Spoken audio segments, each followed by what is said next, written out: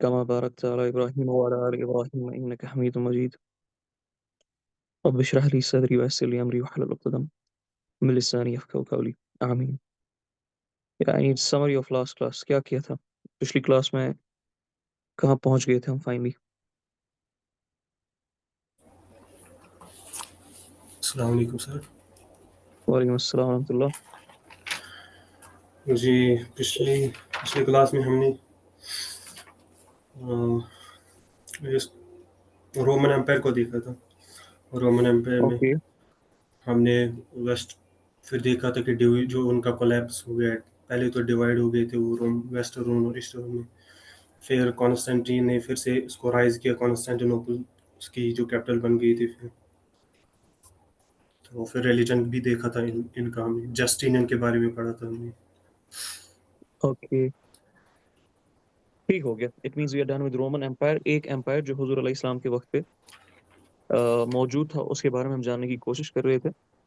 और अभी जो दूसरा एम्पायर है, आज उसके बारे में हम समझने की कोशिश करेंगे। इसलिए ज़रूरी है ताकि आपको समझ आए। कुरान ने जब इशारा दिया है अल्लाह ताला ने हुजूर अलैहि सलाम की तरफ सूरह रूम में, तो वो इशारा हमें समझ आना चाहिए। वो इशारा क्या था?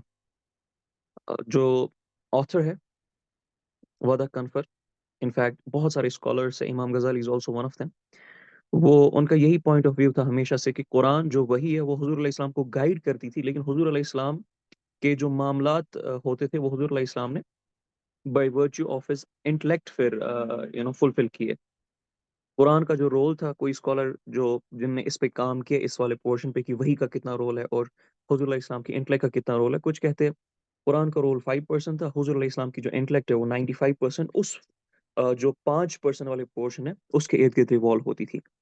ओके, कुछ कहते हैं इससे ज्यादा है। तो बहरहाल पॉइंट तो यही है कि कुरान इशारे दे रहा था हुजूर अलैहि सलाम को। और सूरह रूम मक्का में नाजिल होना ये कोई आम सा वाक़या नहीं था। हमें सीरा उस तरह से नहीं पढ़ाई जाती है जिस तरह से हमें समझनी चाहिए थी। आप सोचे जरा, मक्का में जो दौर चल रहा था, उस दौर में किस चीज के बारे में बातें हो रही थी? कोई मुझे बताइए जरा, क्या प्रोमिनेंट थीम्स थे मक्का में? तौहीद। अकीदा, जी, तौहीद थी ना। आखिरत का बिल्कुल कॉन्सेप्ट। तौहीद थी। बिल्कुल आखिरत का कंसेप्ट था। तो ये सूरह रूम में अल्लाह ताला क्यों कह रहे हैं रोमन और बिजांस के बारे में अल्लाह ताला को, सॉरी हुजूर अलैहि सलाम को? क्या जरूरत पड़ गई थी? और वो भी मक्का में। मदीना में अगर ये सूरत आती, मैं तो 100% समझ सकता हूँ कि क्या मसला है। मक्का में ही क्यों बोल दिया गया? सोचा है कभी? सी ताकि क्लियर दिस इज हो द जाए डिफरेंस। कि काबा की इम्पोर्टेंस के लिए। किसकी इंपॉर्टेंस के लिए? काबा काबा की सर।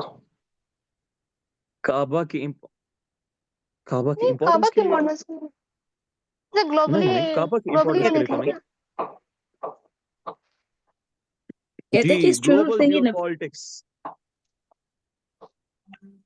और मक्का में जब कुछ भी नहीं था मुस्लिम्स के पास, तो अरब का बच्चा बच्चा जानता था कि ये लोग पूरी दुनिया को फतह करने का सोच रहे हैं। वो लोग मजाक उड़ाते थे कि ये देखो, ये लोग कम से लोग हैं, गरीब से लोग हैं, और पूरी दुनिया को फतह सब करने का ग्लोबल सोच रहे हैं। कॉन्सेप्ट दे रहे थे वहाँ पे। जी, ग्लोबल जियोपॉलिटिक्स का की तरफ इशारा दिया जा रहा था हुजूर अलैहि इस्लाम को। हुजूर अलैहि इस्लाम को जो आगे उनका मिशन आने वाला है उसकी तरफ इशारा दिया जा रहा था। ये याद रखिएगा। एक बार ना अबू जहल और जो बाकी लोग हैं वो अबू तालिब के पास गए, बोला कि आपके जो भतीजे है उसने हमें बहुत परेशान करके रखा है। तो अबू तालिब ने हुजूर अलैहि इस्लाम को बोला बोला कि ऐ भतीजे, आपके बारे में ये कौम के सरदार क्या कह रहे हैं? तो ये कह रहे काफी परेशान हुए आपकी वजह से। तो हुजूर अलैहि सलाम ने उनको फरमाया कि मैं तो सिर्फ इनको ये कहता हूँ, और वो वहां पर मौजूद थे जो लीडर्स थे। बोला मैं तो सिर्फ इनको ये कहता हूँ कि तुम ला इलाहा इल्लल्लाह पढ़ो और तुम अरबों पे भी हुकूमत करोगे, 11 अरबों पे भी हुकूमत करोगे। ये सुन के वो भड़क उठे और निकलना वहां से स्टार्ट हो गया। अजीब सा जुमला बोला, ला इलाहा इल्लल्लाह पढ़े हम, ला इलाहा इल्लल्लाह। अब ला इलाहा इल्लल्लाह क्या था ये आपको पता होना चाहिए। बनु बनु अब्दुलदार के लिए वो किस तरह का सदमा होता है ला इलाहा इल्लल्लाह। क्योंकि जो इख्तियार था, जो पावर थी, जो प्रॉपर्टी थी, वो सब उनके नाम पे थी। और अब्दुद्दार और अब्द मनाफ के बीच में जो ट्रीटी थी, जो जंगें हुई थी, जिसकी वजह से द प्रॉब्लम देयर एग्जिस्ट, जिसकी वजह से they were very much biased and they were it was all a game of interest, to be very honest. और इसी तरह मक्का में उनका मजाक उड़ाया जाता था कि अच्छा ये कैसर और किसरा को फतह करेंगे ये लोग, ये 30-35 लोग, 40 लोग, 50 लोग, जिनके पास ना तो दौलत है, ना तो शोहरत है, ना तो काबा की गवर्नरशिप है, और काबा में इतने बड़े बड़े लीडर्स गुजरे हैं, मक्का से अरब में इतने बड़े बड़े लीडर्स गुजरे हैं, उनने कभी ये जसारत नहीं की, और ये 30-35 लोग कल के बच्चे ये कह रहे हैं कि हम कैसर और किसरा को फतह करेंगे। सो मक्का में ही हुजूर अलैहि सलाम को पॉलिटिकल सेंस दिया जा रहा था। पॉलिटिकल सेंस मुसलमानों के लिए सुन्नत है, ये याद रखिएगा। सुन्नत नहीं बल्कि हमारे दीन पे तो हमारे दीन के लिए तो ये वाजिब है ना, you should know it. So फर्ज किफाया में भी इसको स्कॉलर्स रखते हैं, to be very honest. So this is very important, आप समझ जाए, वरना जिस तरह की आजकल की scholarship mainstream in the sense जो टीवीज, मोबाइल फोन्स, यूट्यूब इस पे आ रही है ना, उनके लिए तो है ही नहीं ये वाला पोर्शन इस्लाम का, उनके लिए तो है ही नहीं ये वाली चीजें मक्का में एग्जिस्ट करती है। वो तो दलीलें निकालते रहते हैं किस तरह से आपको किस तरह से खुद पे मक्का का दौर नाफिज कर दे और खसीस हो जाए, कमजोर हो जाए, और उसको वैलिडेट कर दे और उसमें खुश भी हो जाए। जो इकबाल ने कहा था, यार अब मसला ये नहीं इनकी गुलामी है, मसला तो ये है ये गुलामी में खुश कैसे, ये मैं परेशान हूँ। तो दिस इज वेरी इंपॉर्टेंट कि मक्का में ही समझना इशारे दिए जा रहे थे।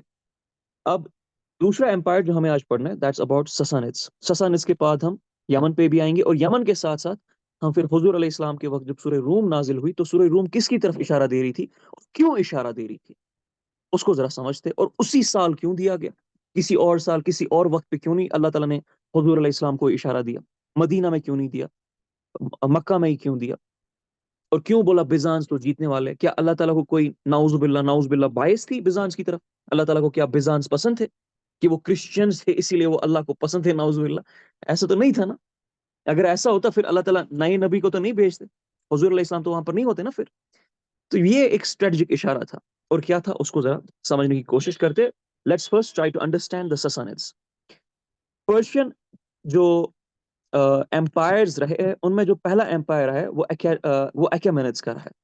अकेमेनिड्स के बाद पार्शियंस आ गए, पार्शियंस के बाद ससानिड्स आ गई। तो ससानिड्स तीसरी डायनेस्टी थी to inherit the throne of Persian empire. 224 AD में दे डिफीटेड देयर प्रेडिसर्स जो पार्शियंस थे, and they took the throne. Sassanids ने 400 साल तक यानी 224 से लेके 637 एडी तक रूल किया। किस पे? पर्शिया पे। और 637 में मुस्लिम कॉन्करर्स ने during the time of Umar ibn al Khattab इनको फतह कर दिया। जो ससानिद एम्पायर का फाउंडर था ना, उसका नाम था अर्दाशीर फर्स्ट। इसको शहनशाह भी कहते थे। पहली बार जिसको टाइटल दुनिया में शहनशाह या शाहनशाह जिसको कहा गया था, दिस वाज अर्दाशीर। शाहनशाह या शहनशाह जो भी हम इसको कहते, it means king of Kings.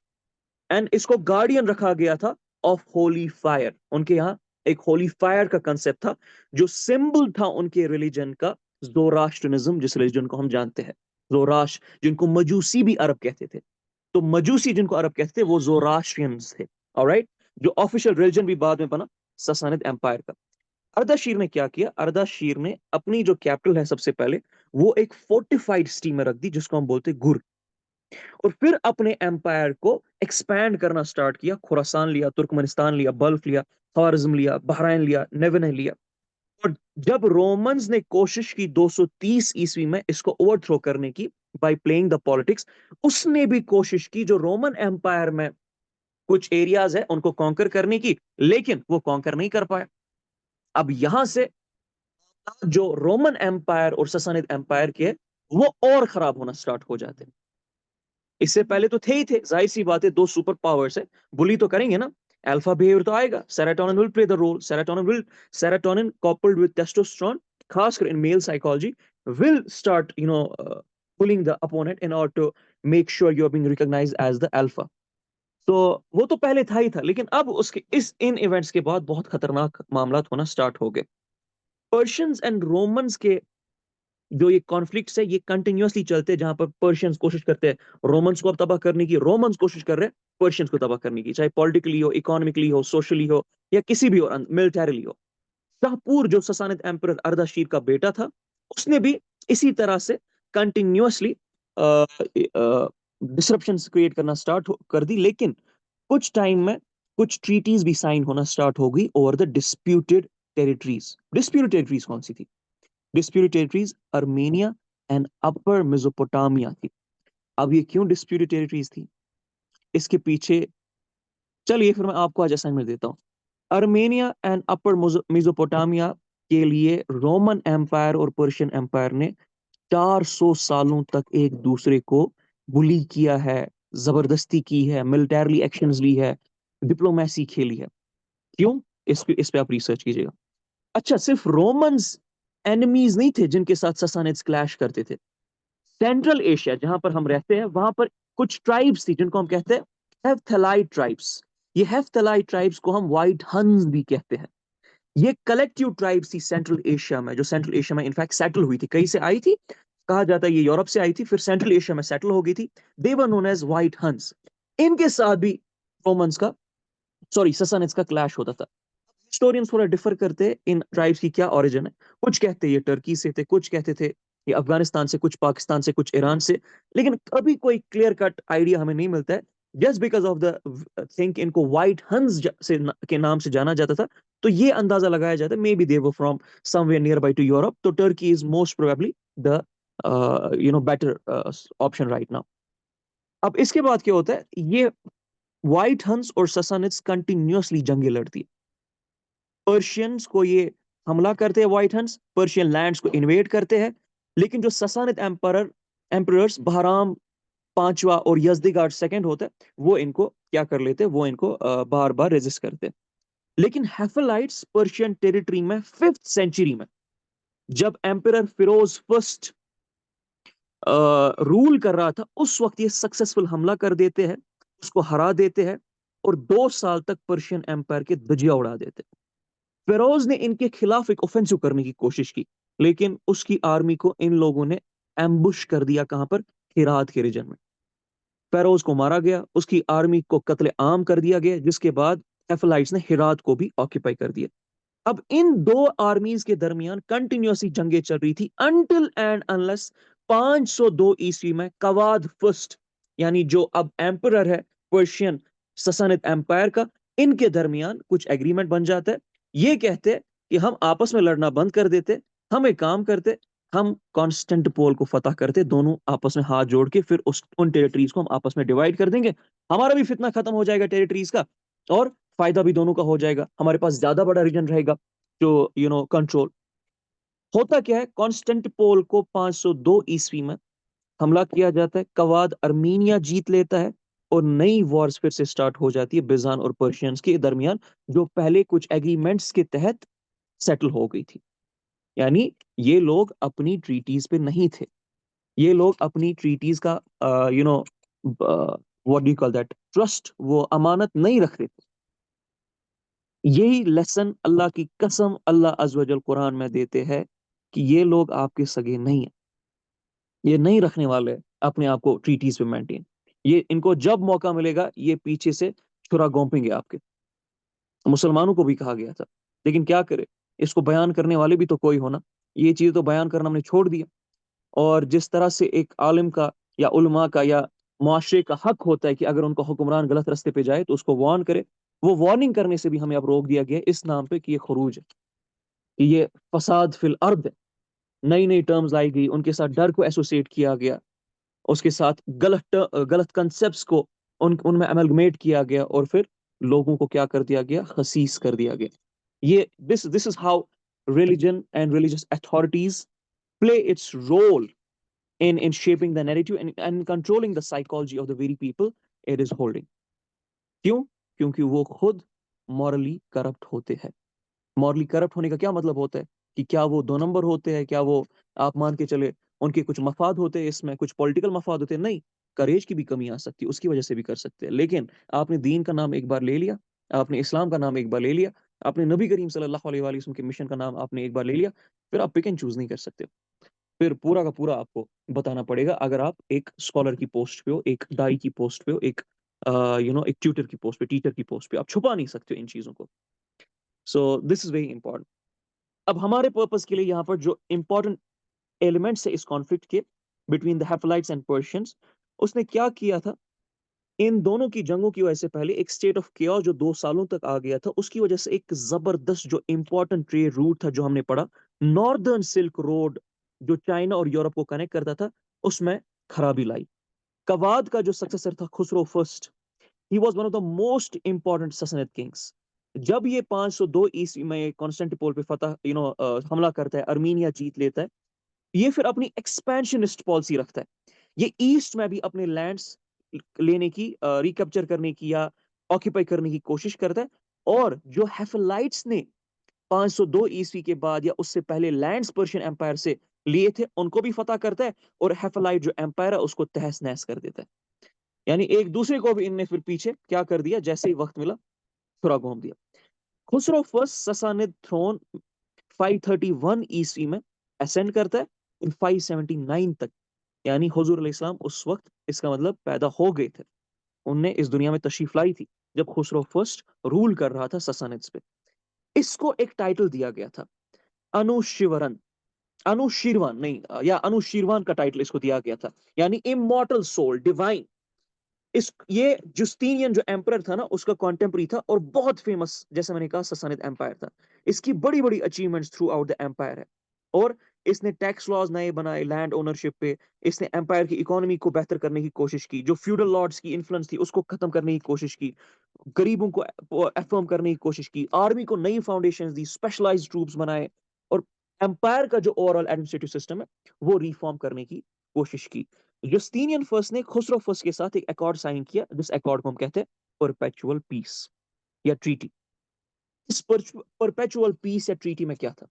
इसमें यह था कि जो लैंड्स आपने हमारे ऑक्यूपाई किए और जो हमने आपके ऑक्यूपाई किए वो आपस में एक्सचेंज कर लेते। और इसके साथ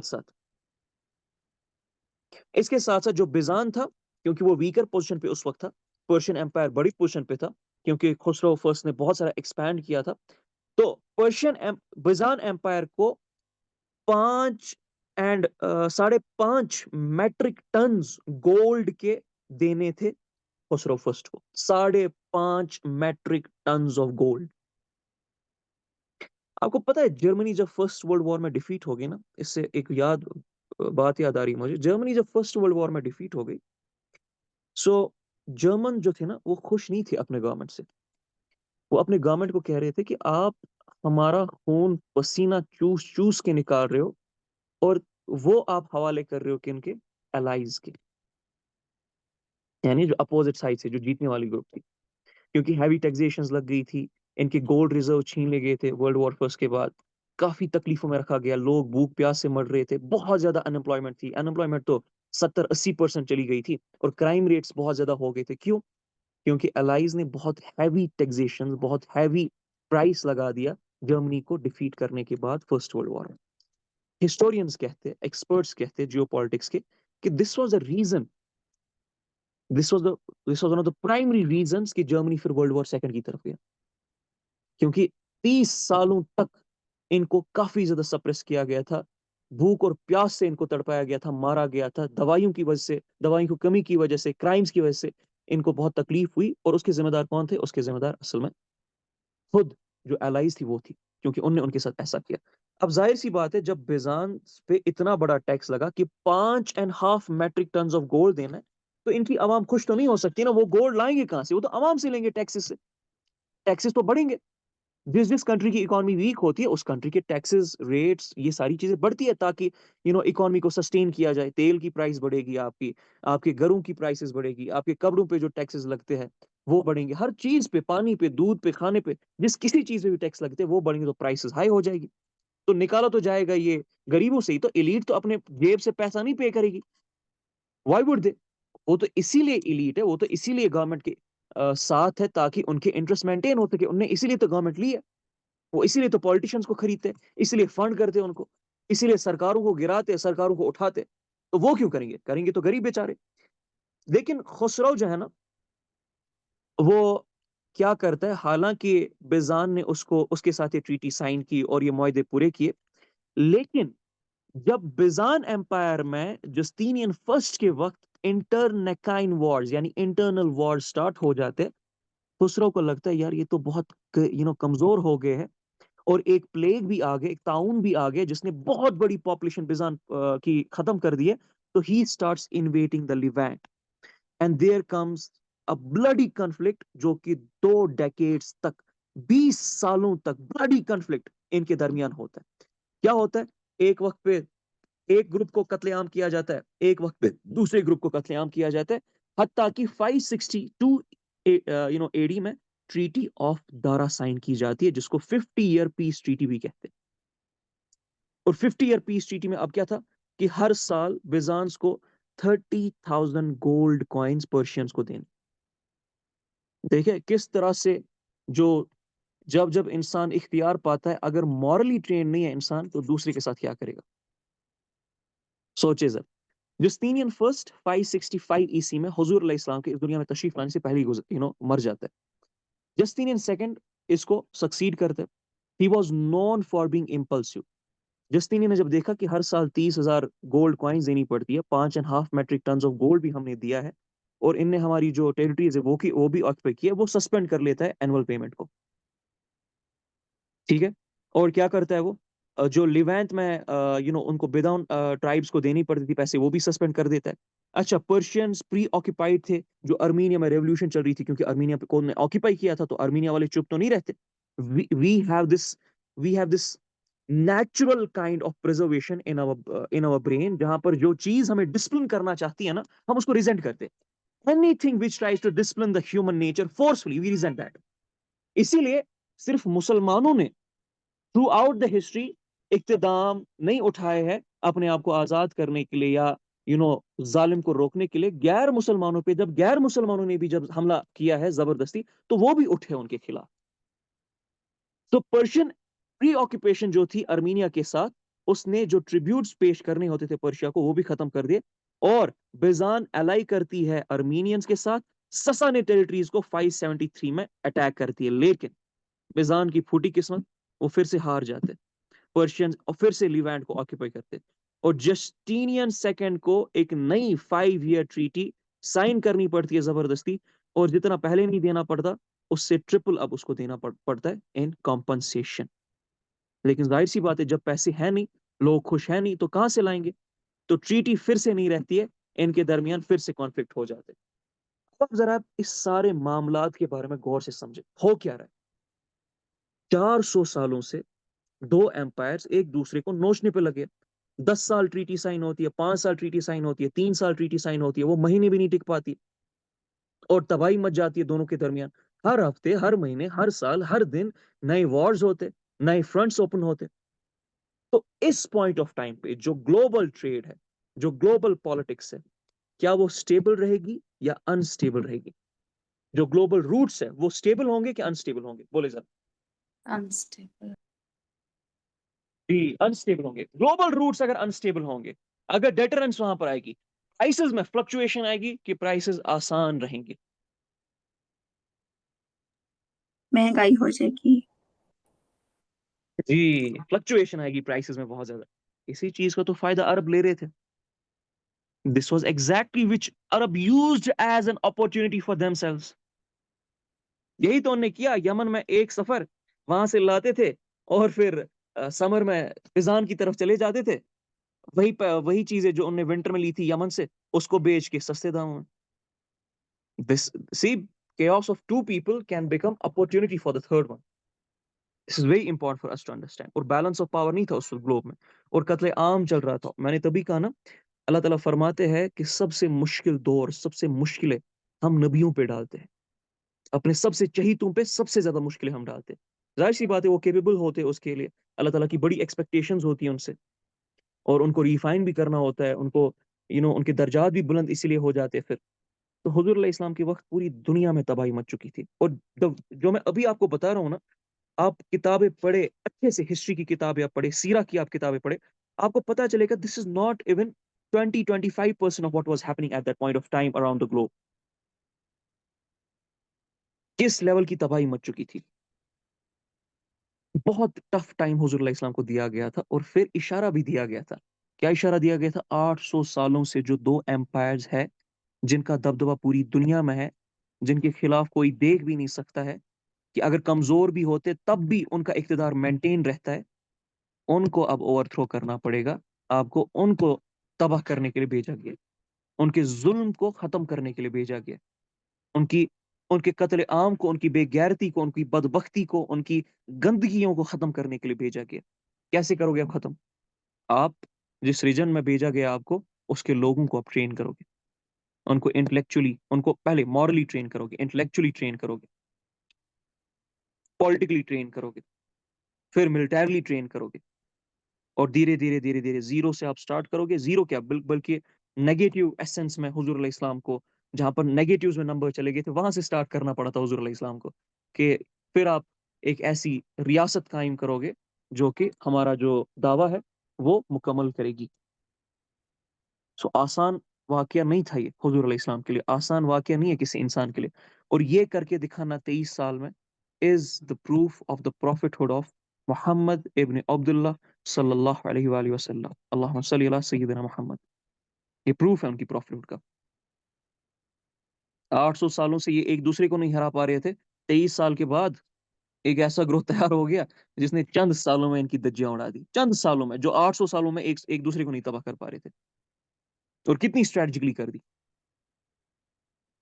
understand this fact. Now coming to the religion, Romans के रिलीजन पे आ गए थे हम, रोमन्स के रिलीजन को हमने समझने की कोशिश की थी, चलिए पर्शियन को भी देख लेते। पर्शियन चाहे अकेमेनिड्स थे, पर्शियंस थे, ससानिड्स थे, ये सब के सब ज़ोरास्ट्रियनिज्म को फॉलो करते थे, which is one of the world's oldest religions. Zoroaster ने इसको फाउंड किया था around 7th century before Christ era. इसकी जो पहली मैनिफेस्टेशन थी ना, वहां पर ज़ोरास्ट्रियनिज्म मोनोथीज्म को ही प्रैक्टिस करता था। उनका एक खुदा था अहूरा मज़दा। अहूरा मज़दा बोलते हैं the Lord of the wisdom, जो एक था, मैजेस्टिक था, आसमानों से ऊपर था। तो इनका एक खुदा था उस वक्त ज़ोरास्ट्रियनिज्म का, अहूरा मज़दा। और ये रूह की, डिविनिटी को तस्लीम, सॉरी इटर्निटी को तस्लीम करते थे, जो कि या जन्नत में जाएगी या जहन्नुम में जाएगी, डिपेंड्स अपॉन कि दुनिया में आप क्या करोगे। ज़ोरास्ट्रियनिज्म में इंसान को फ्री विल का भी कंसेप्ट दिया गया है, लेकिन रेस्पॉन्सिबल भी रखा गया उसकी एक्शंस के लिए। तो एक जो उनकी रिलीजियस ड्यूटीज होती थी, वहां पर आपको जो गुड एंड इविल, जो बैलेंस है, जो अल्लाह ताला ने इस दुनिया में रखा है, इस कायनात में रखा है, for the benefits of the people, for the benefit of the people and the Mankind, उसको आपको मेंटेन करना था। और जो भी चीज केओस क्रिएट करती है by deviating from the divine order, उसको आपको अपोज करना है। क्या कंसेप्ट है, कौन सा कंसेप्ट है हमारे कुरान में जो आपको यहां से समझ आ रहा है? शाबाश, कोई आयत याद आ रही है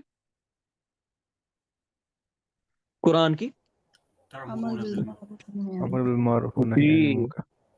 अमर बिल मारूफ वन नहीं अनिल मुनकर का कंसेप्ट इनको दिया गया था। और ज़ोरास्ट्रियनिज्म में फिर जो प्रीस्टहुड का, अब इनमें कुछ मसले भी थे, फिर आगे आगे जाके जो पता चले, प्रीस्टहुड का यानी स्कॉलरशिप का इनका जो मसला था, वो ये रिजेक्ट करते थे। और 5 वक्त के डेली प्रेयर्स इनके यहाँ भी होती थी स्टार्ट में, 24 घंटे में। और प्रेयर में, अब ये जो वाली ये मैं लाइन जो कह रहा हूँ ना, इसके पीछे कोई 100% प्राइमरी सोर्स इस तरह से हमें नहीं मिलता है कि जो कि इसको पूरी तरह से 100% वेरीफाई कर सके, बट इतने सोर्स मिल सकते हैं जितना कि हम इसको कंक्लूड कर सकते हैं, हाँ ये चीजें वहां पर मौजूद थी जो हमें बिखरी हुई जगहों पे मिल जाती है कि ये मसले थे। अच्छा, इनकी एक किताब थी जिसका नाम था एविस्टा, जो इनकी होली टेक्स्ट, जैसे कुरान हमारा, इनके यहाँ एविस्टा होती थी, वहां से ये पढ़ते थे चीजें और अपने डेली प्रेयर्स में इस्तेमाल करते थे। और प्रेयर से पहले इनको अपना चेहरा और अपने हाथ पैर 3 बार धोने पड़ते थे। अच्छा, और क्या चीजें बिलीव करते थे अपने रिलीजन में? ज़ोरास्ट्रियंस पानी को और आग को पाक कहते थे, और उनकी प्रेजेंस में ये क्या करते थे, ये इबादत करते थे। वाटर को सोर्स ऑफ विजडम कहा जाता था, और fire was the means by which this wisdom is conveyed. और ज़ोरास्ट्रियंस डेड बॉडीज को गंदा समझते थे, इसीलिए जो डेड बॉडीज है, ना तो उनको जमीन में मिलाना होता था, मतलब बरी करना होता था, ना तो आग में उनको जलाना होता था। क्यों? क्योंकि आग और पानी और जमीन तो सारी प्योर है। तो वो क्या करते थे, उनने एक तरह के टॉवर्स बनाए थे जिनको हम दखमा कहते थे। दखमा या टॉवर्स ऑफ साइलेंस ऐसी जगह होती थी जहां पर डेड बॉडीज को ऊपर रखा जाता था, और जो चील, कव्वे और जानवर है वो उनको खा जाते थे। और फिर जो ड्राइड बोन्स होती थी उनको ये प्यूरिफाइड कहते थे। उसको क्या करते थे, उसको स्ट्रिप करते थे, ब्लीच करते थे, गैदर करते थे, टॉवर्स में स्टोर करते थे। और क्या, what they used to make sure, they used to make sure कि वो जो अर्थ की सॉइल है उसके साथ मिक्स ना हो जाए। टॉवर्स में उसको स्टोर करते थे, उनको पाक मानते थे ये। देख किस किस तरह की इंसानों ने हरकतें की, किस किस लेवल पे। जब अकल पस्ती में जाती है ना, तब तब इंसान बर्बाद होता है, चाहे फर्दी तौर पे हो, चाहे ग्रुप के तो कम्युनिटी के तौर पे हो। जब जब अकल की पस्ती आती है, देखें इंसानों ने क्या किया। और ये इंसान तकब्बुर करता है, फिर ये इंसान घमंड करता है अपने आप पे, ये इंसान फिर खुदा के खिलाफ जाता है, ये इंसान फिर लोगों पे तशद्दुद करता है और हक खाता है। ये देखिए अकल क्या है इंसान की, किया क्या इंसानों ने, किस किस लेवल की नीच किस्म की प्रैक्टिसेस इंसानों ने की है थ्रू आउट द हिस्ट्री। ये इंपॉर्टेंस होती है एक प्रॉफिट की। फिर वापस लाता है, अकल को स्टिमुलेट करता है, उसे सिखाता है कि क्या हो गया तुम लोगों को।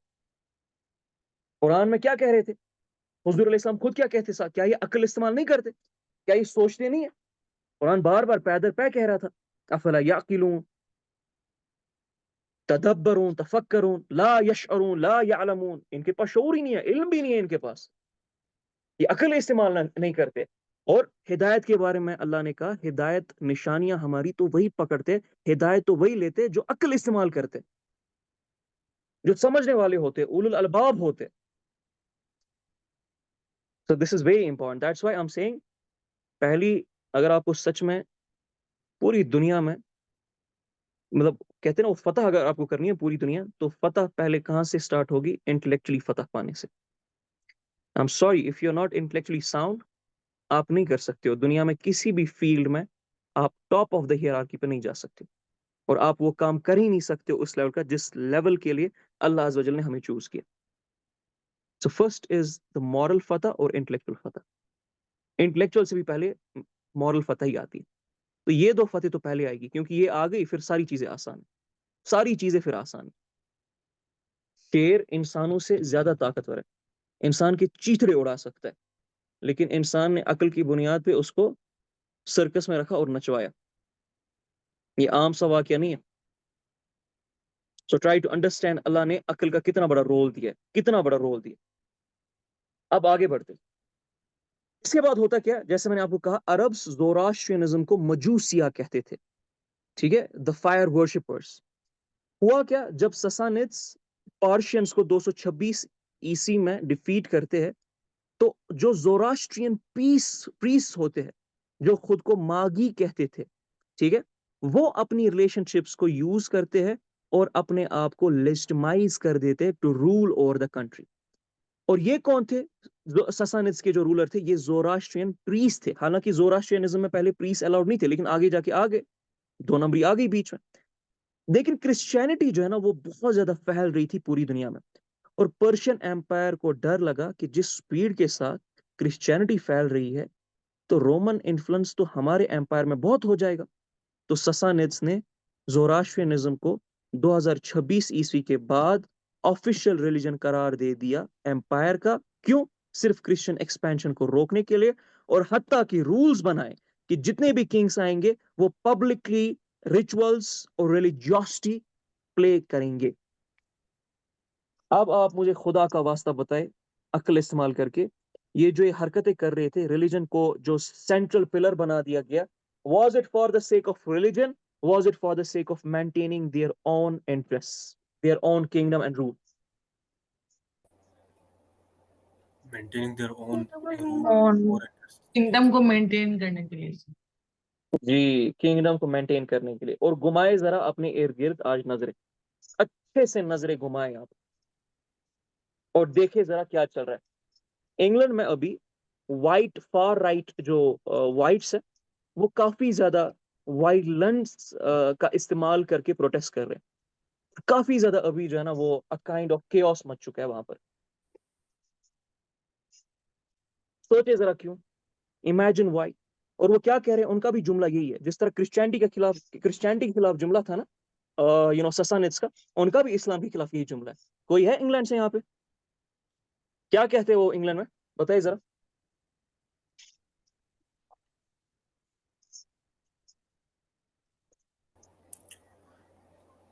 इस्लाम, वो कह रहे कि इस्लाम फासिस्ट रिलीजन, मतलब अभी फैल रहा है, तो इस वजह से वो जी, इस्लामोफोबिया और का है। फास्टेस्ट रिलीजन है, फैल रहा, तो उनका क्या नुकसान होने वाला है?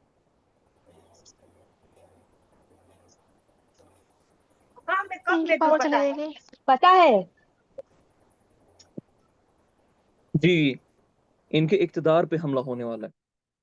तो सी दिस हैपेंस एवरीवेयर।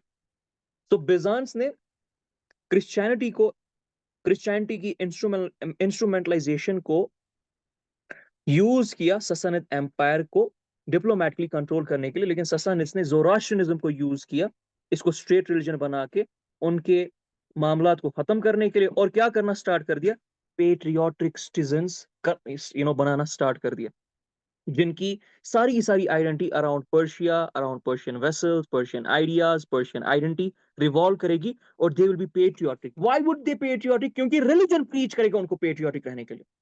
ज़ोरास्ट्रियनिज्म को यूज किया गया लोगों को पेट्रियोटिक बनाने के लिए, और उनको डराया गया कि अगर आप पेट्रियोटिक नहीं हो टुवर्ड्स योर कंट्री तो आप ज़ोरास्ट्रियनिज्म पे तो हो ही नहीं, आप पे तो खुदाओं की लानत गिरेगी आप पे, और अगर आप पेट्रियोटिक हो तो दुनिया में तो चलो कोई बात नहीं, मुसीबत आपकी होगी, लेकिन आपको फिर जो खुदा है, बारिश का खुदा है, पानी का खुदा है, आग का खुदा है, वो आपको बेहतरी अता करेगा। ये this is how they use religion, and this is exactly what happens right now around the globe as well.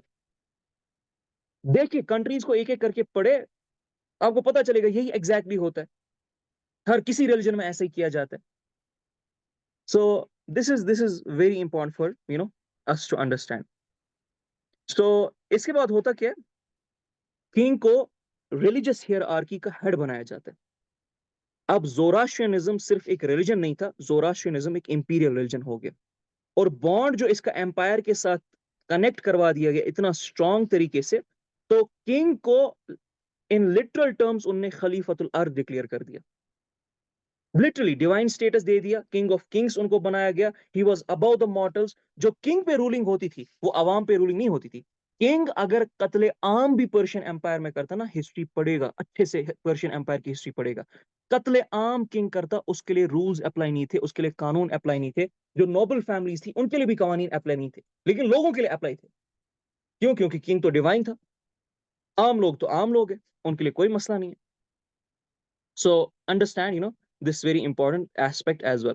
अच्छा, ज़ोरास्ट्रियनिज्म में एक और चीज कर दी।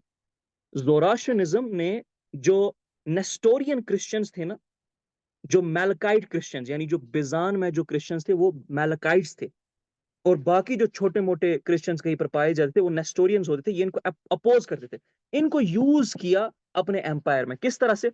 इनको सपोर्ट दिया, इनको बोला आप आ जाइए यहाँ पर, आप यहाँ पर रह सकते हो, आपको जो बिजान में वो कत्ले आम करते हैं उससे हम आपको बचाएंगे। क्यों? क्योंकि इनको नेस्टोरियन क्रिश्चियंस यूज करने थे डिप्लोमेटिक मामलात के लिए अगेंस्ट द मैलकाइट क्रिश्चियंस, और इनने इनको ये तक इजाजत दी जो नॉन पर्शियन सिटीजन है आप उनको प्रीच कर सकते हो क्रिश्चियनिटी, पर्शियन सिटीजन को आप क्रिश्चियनिटी प्रीच नहीं कर सकते। So this is another aspect.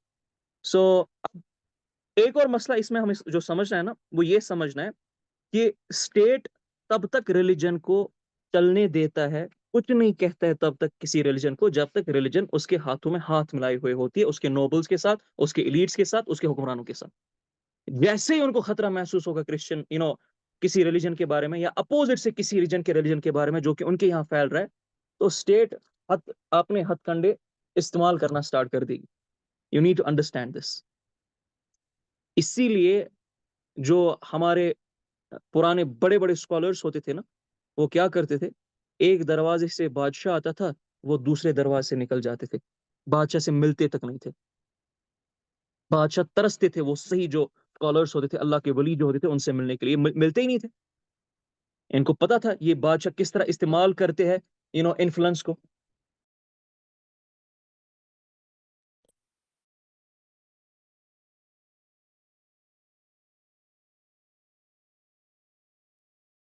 Sorry, मेरी आवाज बीच में चली गई थी। तो अब होता क्या, ससानिड्स जो है ना, इसमें एक और रिलीजन आ जाता है। कौन सा रिलीजन आ जाता है यहाँ पर?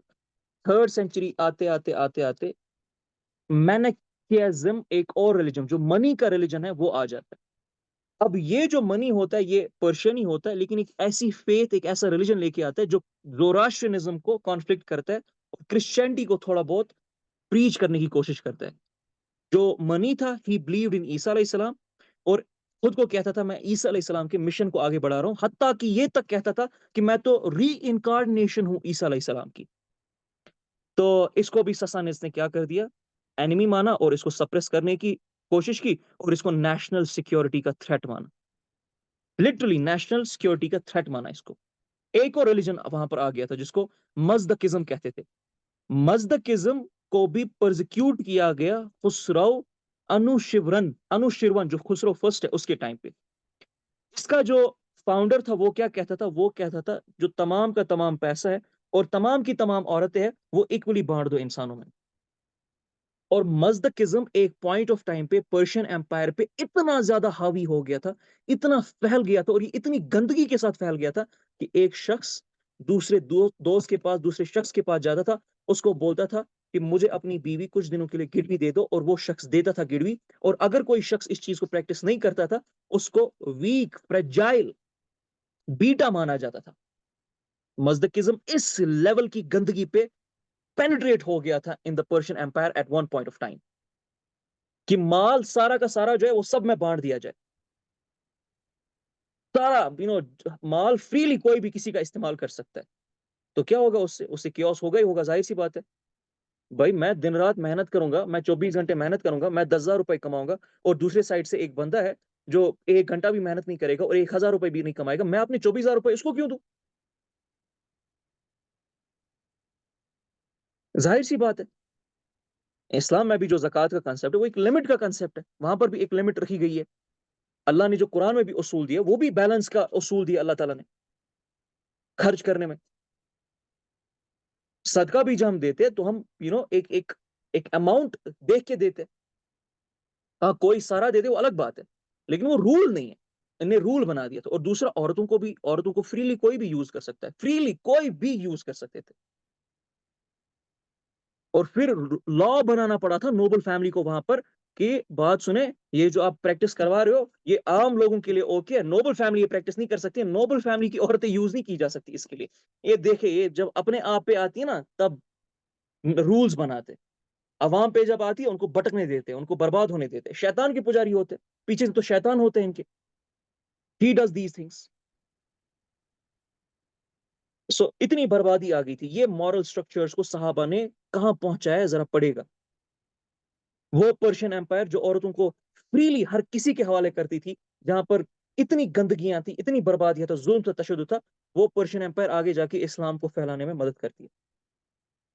इसी पर्शियन एम्पायर से बड़े बड़ी रियासतें निकलते, बड़े बड़े बादशाह, बड़े बड़े स्कॉलर्स निकलते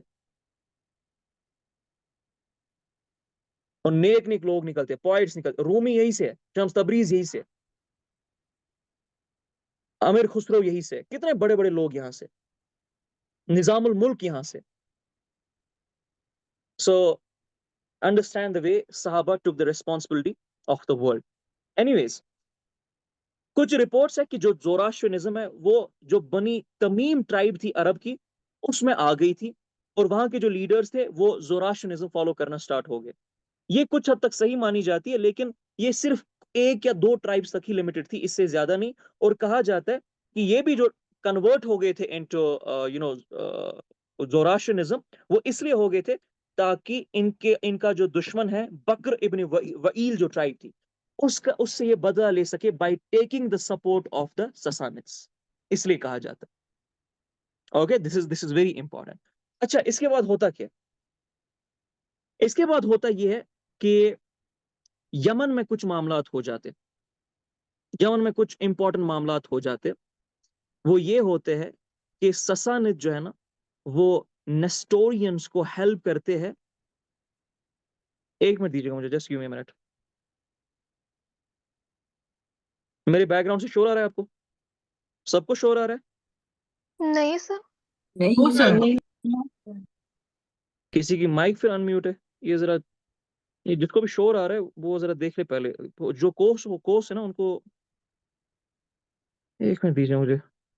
सना और शरिया, आप को होस्ट हो तो माइक से अगर किसी के शोर आता है बीच में वो खुद म्यूट किया करे। Okay okay. जी, अब इसके बाद होता क्या, गौर से समझेगा मेरी बात। अरब जो है ना, जो इनफैक्ट जो अल हिरा से थे और अपर मेसोपोटामिया से थे, जो पर्शियन एम्पायर के साथ में थे, देवर under the ससानिद control.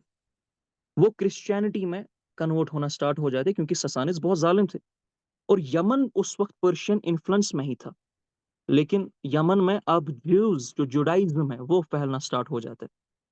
Persian empire की जो पॉलिसीज थी रिगार्डिंग क्रिश्चियनिटी वो तो क्लियर थी कि इट वाज वेलकम अगर ऑर्थोडॉक्स क्रिश्चियनिटी नहीं थी, जो कि कॉन्स्टेंटिनोपोल के साथ एसोसिएटेड है। अगर मेलकाइट क्रिश्चियंस है तो हम तो कत्लेआम करेंगे, और अगर जो नेस्टोरियन क्रिश्चियंस है हम वेलकम करेंगे, ठीक है। लेकिन जब ससानिड्स ने देखा कि अब तो पर्शियन यमन में जुडाइज्म फैल रहा है और क्रिश्चियंस भी अब नजरान में बहुत ज्यादा हो गए हैं, तो यमन का जो उनका एलाई था ज़ूनुवास, उसने क्रिश्चियंस को कत्ले आम कर दिया नजरान में और दम्मार में at the beginning of 6th centuries, under the pretence कि ये जो लोग हैं ये बिजान एम्पायर और एबिसिनिया एम्पायर के एजेंट्स हैं। जूनवास की जो एग्जाम्पल है वो इस्लामिक हिस्ट्री में, इनफैक्ट सही मुस्लिम में भी इसका जिक्र आता है। तो अगर किसी को याद है बताइए जरा कि जूनवास कौन था, हु वाज जूनवास?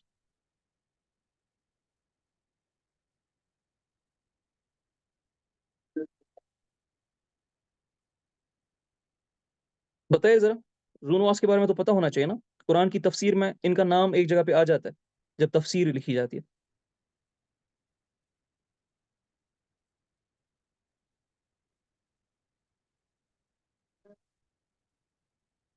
एनीवन, पता है किसी को?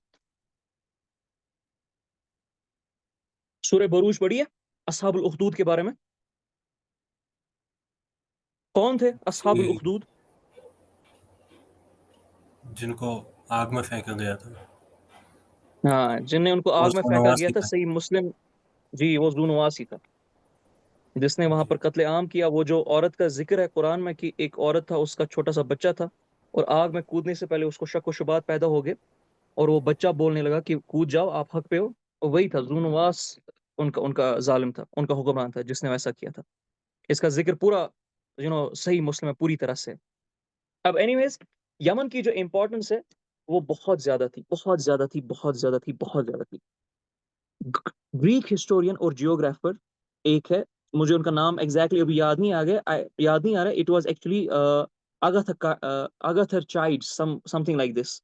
वो अपनी किताब में लिखते हैं, जो कि वदा कन्फर ने मेंशन भी किया, कि कोई भी नेशन उतना अमीर नहीं था जितना साबाइयंस और गिरहाइंस थे, यानी जो यमन में रहने वाले लोग थे, because they were the agents for everything that felt under the name of transport from Asia to Europe।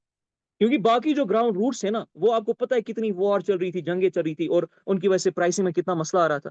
लेकिन एक जगह जहां से प्रॉफिटेबल ट्रेड आ रहा था और हजारों ऐसी चीजें आ रही थी जो कहीं और पर मौजूद नहीं थी, जो कहीं और पर पाई नहीं जाती थी, वो यमन तक पहुंची थी। कहां से? इंडिया के रूट से, चाइना के रूट से, मैरीटाइम सिल्क रूट से। अब ये जो यमन के लोग थे इनको हम साबाइंस कहते और गिरहाइंस कहते। ये फेरोशियस वॉरियर्स थे, स्किलफुल सेलर्स थे, बड़ी बड़ी इनने शिप्स बना के रखी थी, कॉलोनीज उनकी बनाई थी, और पूरी दुनिया से फिर प्रोडक्ट्स वहां लाते थे और फिर ट्रांसपोर्ट करते थे। स्ट्रेटेजिक सिग्निफिकेंस यमन की 5th और 6th सेंचुरीज में समझने के लिए we need to understand Yemen की अपनी पूरी असल में हिस्ट्री क्या है। यमन का जो पहला किंगडम था, मतलब इनफैक्ट अफ्रीका का एक किंगडम था, उसको किंगडम ऑफ शीबा कहा जाता था। वो पहले यमन पे कंट्रोल पा गया था और एबिसिनिया पे कंट्रोल पा गया था। और किंगडम ऑफ शीबा जो है ना, उसने जो साउदर्न अरेबियन पेनिनसुला है उसमें लगभग 1000 साल तक हुक्मरानी की है। और इस किंगडम ऑफ शीबा के बाद किंगडम ऑफ अक्सुम एस्टैब्लिश हो जाता है।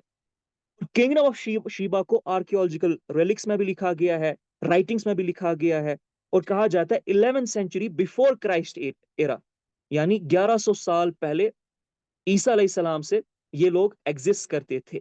और 1st सेंचुरी सीई में हिमराइट जो है ना वो यमन का कंट्रोल लेते हैं, और अक्सुमाइट जो है ना वो अफ्रीका का कंट्रोल ले लेते हैं।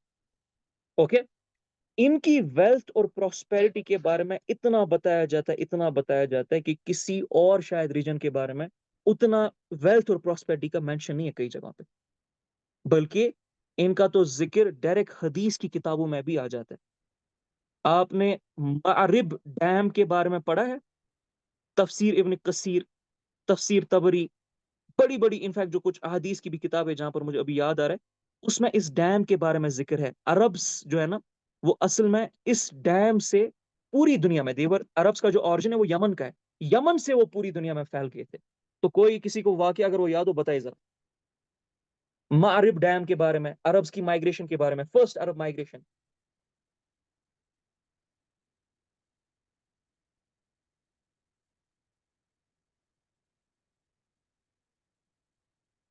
सीरा एनसाइक्लोपीडिया जिसने पढ़ी है उसको पता होना चाहिए, या इनफैक्ट किसी ने तारीख की भी अगर किताबें पढ़ी है उनको पता होना चाहिए अरब्स का ऑरिजिन कहाँ था,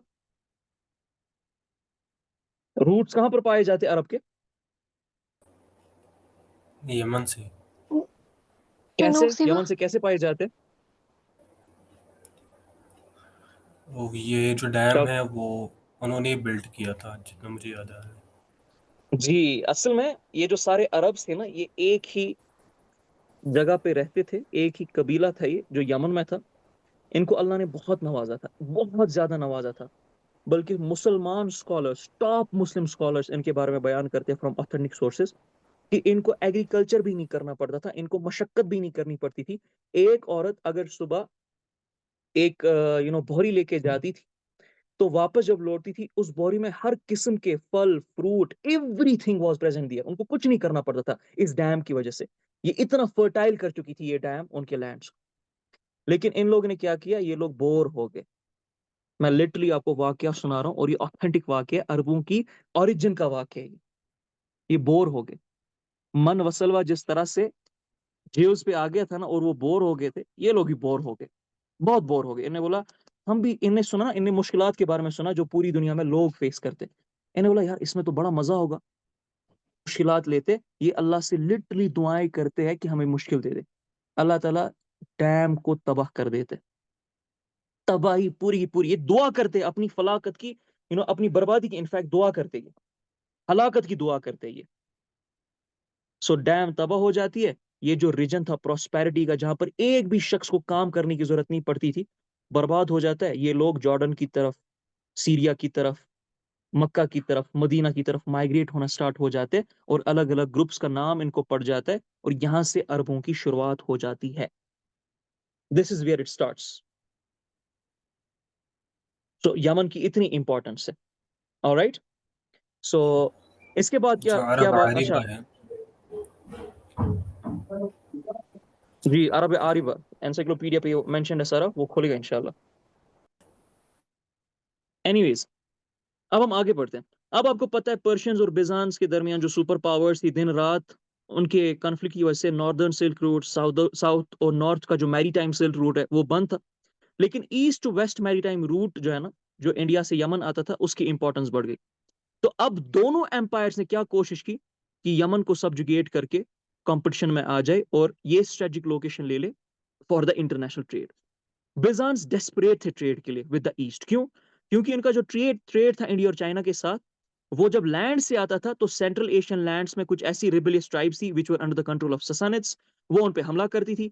या उनके जो लैंड रूट से वो पर्शियन एम्पायर के थ्रू आने पड़ते थे, जो मैंने आपको पिछली क्लास से पहले दिखाया है मैप के थ्रू, किस तरह से कि पहले चाइना, उसके बाद ईरान, इराक, सीरिया, उसके बाद वेस्टर्न एम्पायर आता था। बिजांस को पता चल गया था कि उनको एक ऐसा रूट चाहिए जो पर्शियंस कंट्रोल नहीं करते, ताकि उनके पास जो इकोनॉमिक मामला थे वो आसानी से मुहैया हो सके। इसीलिए they try to secure maritime trade route between Aden और अकबा, यानी रेड सी का जो एरिया उन्हें प्रोटेक्ट करने की कोशिश की है और वहां पर इन्फ्लुएंस भी कायम करने की कोशिश की है, जो हमने पिछले सेशन में पढ़ा कि किस तरह से एबिसीनियंस के साथ उन्होंने एलाई कर दिया। एबिसीनियंस में भी क्रिश्चियंस थे, रोमन एम्पायर में भी क्रिश्चियंस थे, हालांकि इनमें बहुत डिफरेंस थी। वो ज्यादा मोनोथीस थे, जो एबिसीनिया में थे थोड़ा मोनोथीज्म की तरफ ज्यादा रुझान थे as compared to Roman mainland में जो थे। लेकिन अपना इंटरेस्ट सेफगार्ड करने के लिए, सिक्योर करने के लिए और कॉमन एनिमी होने की वजह से they become allies. Rome eastern shores में जो रेड सी का था, एम्परर अगस्टस के टाइम से कंट्रोल पाने की कोशिश कर रहा था। रोमन फोर्सेस ने इजिप्ट एक आर्मी डिस्पैच की जिसने रेड सी क्रॉस किया, अरबियन पेनिनसुला तक पहुंच गए, मदीना तक आ गए थे, वहां से नजरान गए, लेकिन कंटिन्यूस अपना वहां पर प्रेजेंस मेंटेन करने के लिए वो फेल हो गए थे। बिजान कंटिन्यूसली परसिस्ट कर रहे थे अपने अटेम्प्ट्स में ताकि एक परमानेंट प्रेजेंस अरबियन पेनिनसुला में आ जाए, अंटिल एक अपॉर्चुनिटी आ गई यमन में during the time of Justinian. Justinian के वक्त होता क्या है कि जब इनको पता चलता है कि जू नवास ने कत्ले आम किया है क्रिश्चियंस का नाजरान में और दम्मार में, तो जस्टिनियन इन पे हमला कर देता है। ओके, बिजान एबिसीनियन जो अलायंस है ये यमन को ऑक्यूपाई करता है, जूनवास के रूल को खत्म किया जाता है, एबिसीनिया की जो मिलिट्री प्रेजेंस है वो यमन में रखी जाती है। लेकिन यमन में एबिसीनियन जो मिलिट्री प्रेजेंस है वो सिर्फ और सिर्फ 50 साल तक ही रह जाती है, क्योंकि पर्शियंस फिर से अपॉर्चुनिटी ढूंढते हैं अपना पावर रीगेन करने की। और वो अपॉर्चुनिटी 570 ईस्वी में आती है, जब हिमराइट सैफ इब्न जी यजान वो ससानिद एम्पायर खुसरो फर्स्ट को बुलाता है, बोलता है मुझे हेल्प करे एबिसीनियंस को खत्म करने की और इनको यमन से निकालने की। पर्शियंस इस अपॉर्चुनिटी का इस्तेमाल करते हैं, बिजान को कमजोर करने के लिए यमन तक अपनी फौजें भेजते हैं, सैफ इब्न दी यजान को सपोर्ट करते हैं और successfully they get the control of Yemen. और यमन की कंट्रोल की वजह से क्या हो गया, एक तो यमन उनके हाथ में आ गया जो कि बहुत बड़ा हब था उस वक्त। सेकंड, एक स्ट्रेटेजिक स्ट्रेट था जहां से शिप्स गुजरती थी, बाब अल मंदाब अभी भी है ये यमन को यानी अरबियन पेनिनसुला को अफ्रीकन पेनिनसुला के साथ जोड़ देता है, जहां से जो बिजान शिप्स थी वो गुजरती थी तो वो भी इनके हाथ में आ सकती थी। सेकंड गोल क्या था, जो इंटरनेशनल ट्रेड रूट्स थे एंशिएंट वर्ल्ड के, उसको कंट्रोल करना था।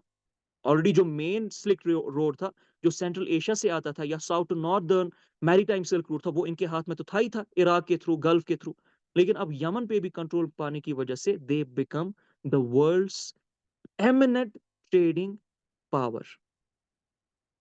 और यमन पर्शियन रूल में रहता है अंटिल उसका जो ससानिद गवर्नर है बदान इब्न ससान वो इस्लाम कबूल करता है after the death of Khusro second in 628 ईस्वी, जिसको हम इंशाल्लाह आगे पढ़ेंगे हुजूर अलैहिस्सलाम की जिंदगी को स्टार्ट करने के बाद, जो कि हमारे अगले सेशन में होगा इंशाल्लाह। सो हुजूर अलैहिस्सलाम की हिस्ट्री, हुजूर अलैहिस्सलाम को मक्का में इशारा देना, हुजूर अलैहिस्सलाम को मदीना की तरफ लेके जाना, मदीना में ही चीज़ों को एस्टैब्लिश करवाना, और 7वें साल में ट्रीटी ऑफ हुदैबिया होना, हुदैबिया के बाद हुजूर अलैहिस्सलाम का इनको खत भेजना। All these will be explained and understood from the political praxis and strategic point of view from our beloved Prophet sallallahu alaihi wasallam's life in next sessions. कोई सवाल है तो पूछे, otherwise we are going to end the session.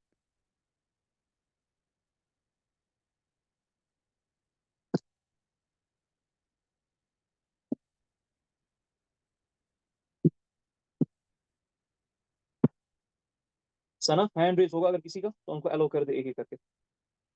Ji zeros.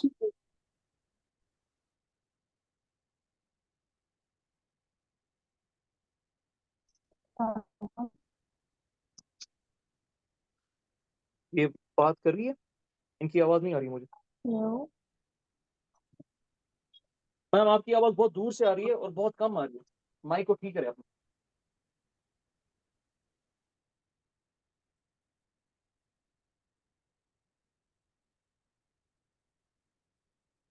Sana leave कर दिया इनने। वालेकुम अस्सलाम रहमतुल्लाह। मुझे जानना है कि एम क्या होता है। मुझे आपकी आवाज नहीं आ रही है, आप क्या कह रहे हो? सर मैं बोल रही हूँ कि मुझे जानना है कि एम क्या होता है। आपको जाना इल्म क्या होता है? अब इसकी वजाहत जी। तो स्कॉलर्स ने हजारों सालों से की है, और अगर मैं अब इसको इसके बारे में खोलना स्टार्ट हो गया तो 2-3-4 घंटे तो मुझे चाहिए इसको डिटेल में एक्सप्लेन करने के लिए। लेकिन आसान सी डेफिनेशन देता हूँ, ये अल्लाह की तरफ से सबसे बड़ा रिज्क है, जिससे इंसानों की फलाह और बहबूदी का तकाजा बनाया गया था। ठीक है, ओके। इमाम गजाली ने इह्या उल उलूम में पहली बुक में इसको बड़ी वजाहत से बयान किया, उसको पढ़ेगा। ठीक है, अहादीस के साथ, कुरान की आयत के साथ सबसे बेहतरीन एक्सप्लेनेशन इमाम गजाली ने वहां पर दी है।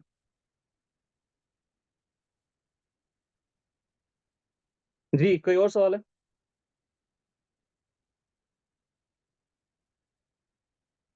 नहीं अभी तो कोई और सवाल नहीं है।